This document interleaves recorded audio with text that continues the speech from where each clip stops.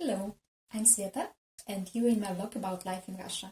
Recently I was making a video about paying the utility bills in Russia, and I remembered a story which happened to me many years ago in Germany. And I call it my biggest intercultural failure ever. So before I start, I should clarify two things. First, the time, because it happened many years ago, before smartphones and before Wi-Fi everywhere. And in fact, I didn't have a laptop, I didn't have a tablet, and in fact, very few of my classmates had them. It means that I didn't have easy access to the information I needed, and I didn't know even what to look for.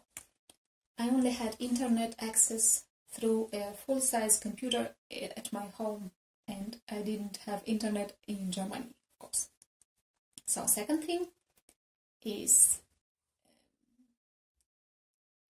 that it's maybe hard to understand for Europeans or for North Americans, but before I came to Germany, I never saw any foreigner in my life, because I was born very far from all borders. It's thousands of kilometers in the land of forest, and in fact it's literally in the middle of nowhere, you can say.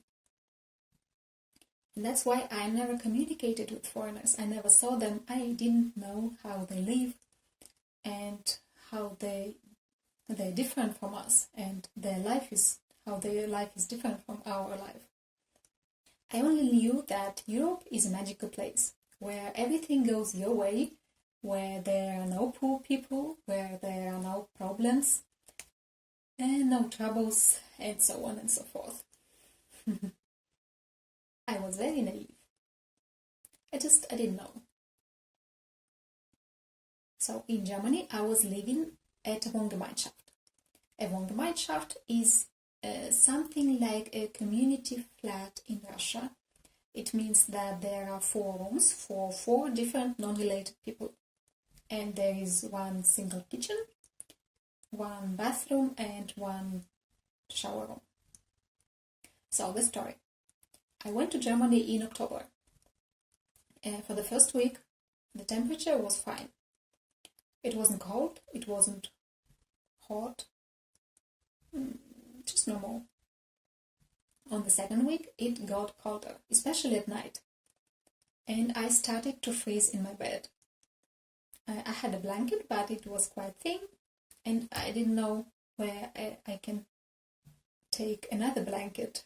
And of course I didn't want to buy it. And when I moved to that room, there was just furniture there and no personal things beside of a sleeping bag. And then I thought, why somebody took all his belongings and he left that sleeping bag. And a sleeping bag, a bag for sleeping outside, like in the forest or when you go camping somewhere. But when it got colder, I could understand why they left that sleeping bag in the room. So I don't take other people's things, but in some nights, in some days, I had to take it and lay it on my bed, and I was sleeping inside of that bag and also covered with a blanket. And this way it was warm, it was fine, but of course it wasn't very comfortable because, those sleeping bags, they're quite tight and it's difficult to move. And I also was thinking why Germans live in such cold apartments, why they don't turn the heating on. And I was checking the radiators every morning and I was waiting for the heating season to begin. And here I should say that Russian apartments, beside recently built apartments, they do not have heating regulators on the radiators. It means that if it gets cold, we have to wait for the so-called heating season. It's like when the temperatures go below zero, the energy provider company, it turns the heating on, like somewhere.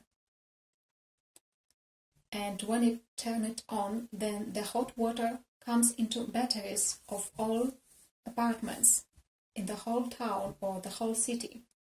And we do not have any control over that process. In the place where I live, the heating season starts around beginning of October, because in October we already have temperatures quite low, at least below zero.